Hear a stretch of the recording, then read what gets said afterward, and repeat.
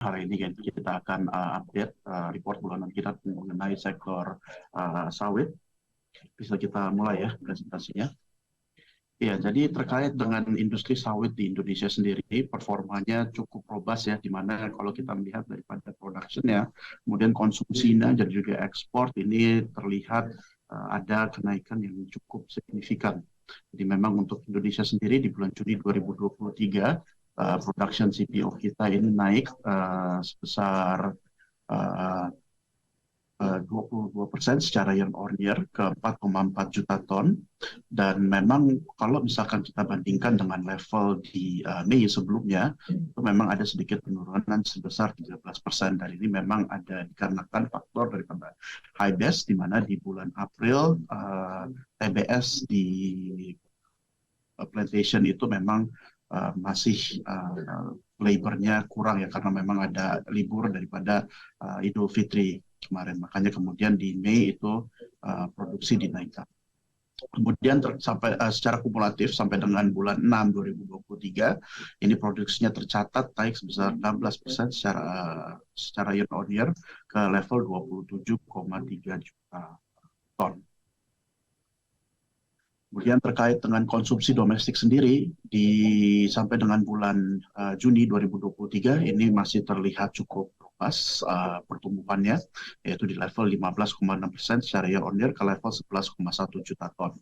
Dan ini dikarenakan memang ada konsumsi yang naik terkait dengan penggunaan makanan, terutama minyak goreng, dan juga kita lihat dari biodiesel mengikuti peraturan daripada pemerintah yang menaikkan level biodieselnya ke level B30.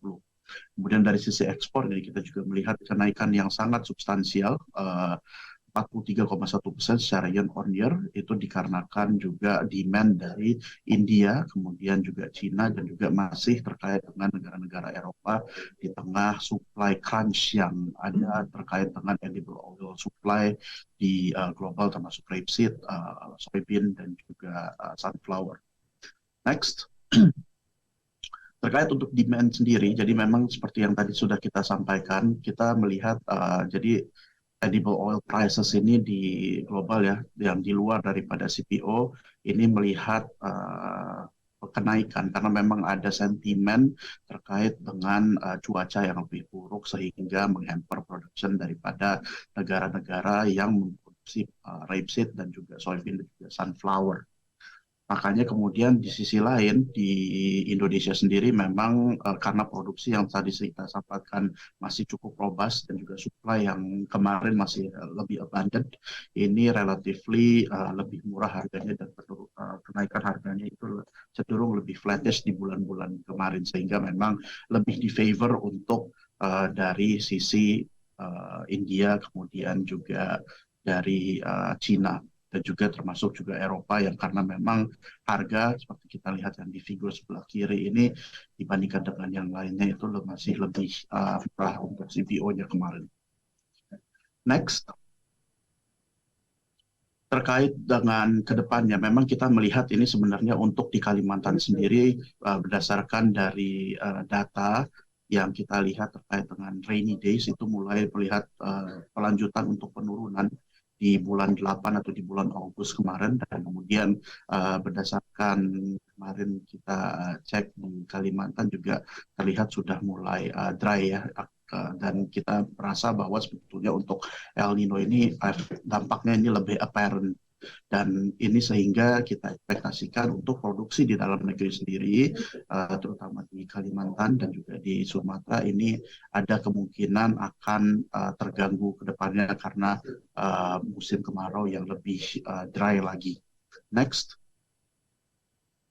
Ya, maka dari itu untuk terkait dari harga sendiri seperti yang kita sudah sampaikan, dari demand global dan juga konsumsi domestik, dan juga dari tadi produksi yang hamper dan menyebabkan kita ekspektasikan supply yang agak turun. Jadi kita merasa sebetulnya untuk harga sendiri terkait dengan palm oil ini akan lebih mengikuti harga daripada edible oil substitute yang lainnya secara global.